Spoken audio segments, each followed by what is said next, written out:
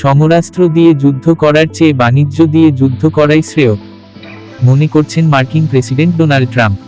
অর্থাৎ বাণিজ্যকে রীতিমতো যুদ্ধাস্ত্র বানিয়ে ফেলেছেন তিনি। কোনো দেশের উত্থান ঠেকাতে যেভাবে বাণিজ্যকে ব্যবহার করা হচ্ছে তা যুক্তরাষ্ট্র ও পশ্চিমাদের নেতৃত্বে তৈরি হওয়া মুক্ত বাণিজ্য ব্যবস্থারই পরিপন্থী। কিন্তু যুক্তরাষ্ট্র আধিপত্য ধরে রাখতে নিজেদের উদ্ভাবিত মুক্ত বাণিজ্য ব্যবস্থায় জলাঞ্জলি দিতে বসেছে। শুল্ক ও বাণিজ্য নীতি এখন কেবল অর্থনৈতিক স্বার্থে নয়, মার্কিন প্রেসিডেন্ট ডোনাল্ড ট্রাম্প এখন তা ভূরাজনৈতিক চাপ সৃষ্টির হাতিয়ার হিসেবে ব্যবহার করছেন।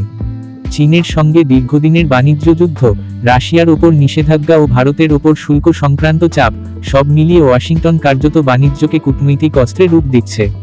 এই কৌশল বরং উল্টো প্রতিক্রিয়া তৈরি করেছে। চীনের সঙ্গে রাশিয়ার অর্থনৈতিক সম্পর্ক ইউক্রেন যুদ্ধের পর অভূতপূর্ব উচ্চতায় উঠেছে। বলা যায়, যুক্তরাষ্ট্রের কূটনীতির এটা বড় ব্যর্থতা।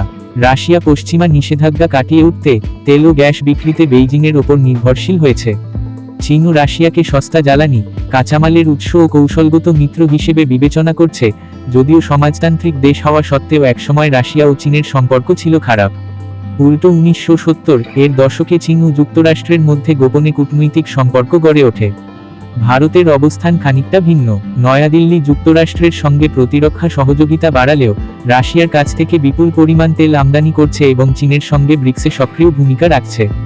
সর্বশেষ ভারতের ওপর ট্রাম্প 50% শুল্ক আরোপের প্রতিক্রিয়ায় তিন দেশ, রাশিয়া, ভারত, চীন এর মধ্যে এক ধরনের কৌশলগত সমঝোতা তৈরি হচ্ছে। এ ঘটনা সরাসরি যুক্তরাষ্ট্রের বাণিজ্য চাপের প্রতিক্রিয়া হিসেবেই দেখা যেতে পারে। অর্থাৎ দেখা যাচ্ছে, রাশিয়া ইউক্রেন যুদ্ধের প্রতিক্রিয়ায় রাশিয়া চীনের সম্পর্ক ঘনিষ্ঠ হয়েছে, বেড়েছে দুই দেশের মধ্যকার দ্বিপক্ষীয় বাণিজ্য ও সহযোগিতা। এখন ভারত ও চীনের সম্পর্ক ঘনিষ্ঠ হওয়ার বাস্তবতা তৈরি হয়েছে। তার বাস্তবায়ন অনেকটা দেখা যাবে বলেও ধারণা করা হচ্ছে। স্নায়ুযুদ্ধের সময় যুক্তরাষ্ট্র ও সোভিয়েত ইউনিয়নের প্রতিযোগিতা ছিল মূলত সামরিক ও পারমাণবিক সক্ষমতার দৌড়ের মধ্যে সীমাবদ্ধ। কিন্তু 2020-এর দশকে অর্থনীতি ও প্রযুক্তি এ দুই ক্ষেত্র হয়ে উঠেছে প্রধান যুদ্ধক্ষেত্র।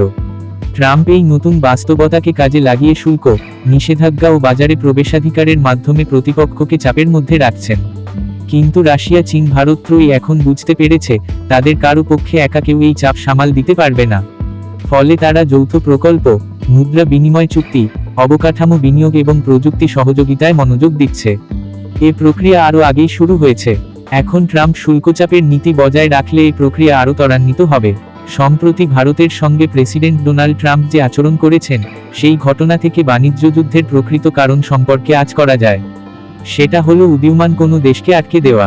একসময় জাপানের বিরুদ্ধে একই অবস্থান নিয়েছিল যুক্তরাষ্ট্র। মুদ্রা কারসাজি থেকে শুরু করে নানাভাবে জাপানের উত্থান তারা ঠেকিয়ে দিয়েছে। এরপর বিশ্বের শীর্ষ অর্থনীতি হিসেবে চীনের উত্থান ঠেকাতে তারা মরিয়া হয়ে ওঠে। এতদিন চীনকে ঠেকানোর কৌশলের অংশ হিসেবে ভারতের সঙ্গে খাতির রাখলেও শুল্ক ও ভূরাজনৈতিক বিষয়ে যুক্তরাষ্ট্র অত্যন্ত কদর্যভাবে ভারতের বিপক্ষে অবস্থান নিয়েছে। আশঙ্কা করা হচ্ছে, এই ভূ অর্থনীতির প্রভাব ভূরাজনীতিতেও পড়বে।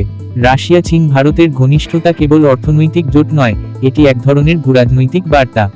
পশ্চিমা চাপ যত বাড়বে, এই ত্রয়ীর সমন্বয় তত বাড়তে পারে। এটি বৈশ্বিক ক্ষমতার মেরুকরণকে স্নায়ুযুদ্ধ উত্তর যুগের তুলনায় আরও জটিল করে তুলছে।